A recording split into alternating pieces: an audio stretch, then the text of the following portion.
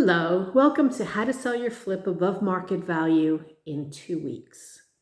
Yes, I know it sounds kind of odd, but I can guarantee you that it can be done. And not only can it be done, but it can be done with a system that's very easy, that will keep you on track, that will keep you on budget, and that will keep your contractors motivated and keep them showing up for the job. That being said, let's talk first about something that's really important, how to choose your flip, how to choose your project. So there are 10 things that we sort of recommend that a successful project, one that will sell within 2 weeks and above market value, will adhere to. It will adhere to all 10 of these items. That is one, to buy neighborhoods where people want to send their kids to school. We know that location is everything.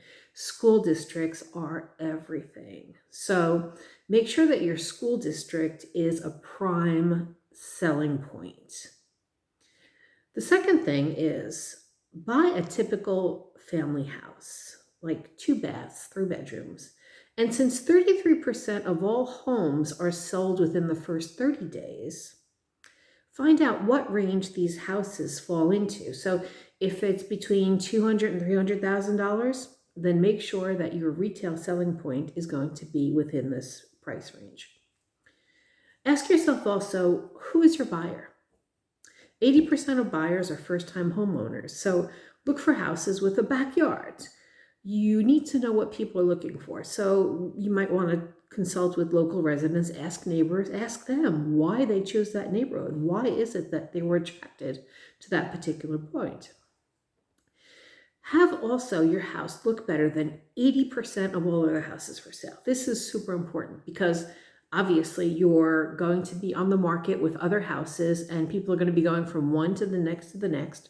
And so yours really has to stand out. It has to be at least within 80% of the top. Make sure that you remodel both your kitchens and baths, all of the baths, not just one, not just two, all of them. Because these are what sell houses, the bathrooms and the kitchens. And remember also that most owner-occupied houses won't have both bathrooms and kitchens remodeled because people usually can't afford to do all of it. Or they don't want to go through the construction, or it really is a pain in the neck to have your total kitchen renovated. Make your houses look like new. Focus, once again, on your baths and your kitchens. So don't have part of the house renovated and then the rest of it looking old and tired. You have to make the whole house spanking, sparkling new. Keep the style of the house to the taste of 80% of your buyers. Don't get too creative with colors. Stick to neutrals. You can pop colors with things like accessories, cushions, whatever, things like that, curtains, stuff along those lines. But keep to neutrals as far as, your wall colors, etc. List your house on the MLS. I know a lot of people just want to sell by themselves. And believe me, I've sold houses by myself without a realtor. And yeah, it's nice to have that money in your pocket. You don't have to pay out the commission. But that's how you're going to get the most people to look at your house. And since 80% of the activity is going to happen within the first 2 weeks, you really do want to get that splash that you get when you first enter the MLS. Pay attention to details. Make sure all your grout lines are clean, your gaps are caulked. Insist on quality workmanship from all of your contractors and go over the work with a fine-tooth comb. The white glove effect, yes, it really does make a difference. And lastly, stage your house.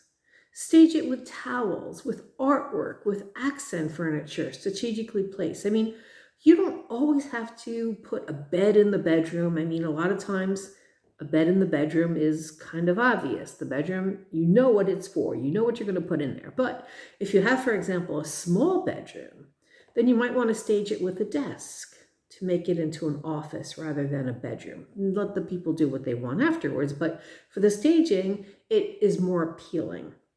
And make sure that you leave your staging in place until after the home inspection and after the final walkthrough if you can. Because a lot of times when people do the final walkthrough and all of the furniture is out, all of a sudden they don't have the same feeling about it and they may get a little disappointed. So you want to make sure that that they're on that high all the way through to the very final walkthrough. So this system that I developed it over time. It started out as a list of tasks that eventually evolved into a schedule where I matched each day to a list of things that needed to be accomplished. I realized that the contractor who was working on one of my projects kept on trying to add jobs that had nothing to do with my main focus, which was to get the house sold.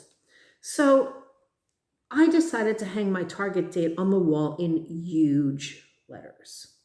And that's when my contractor walked off the job, never to return.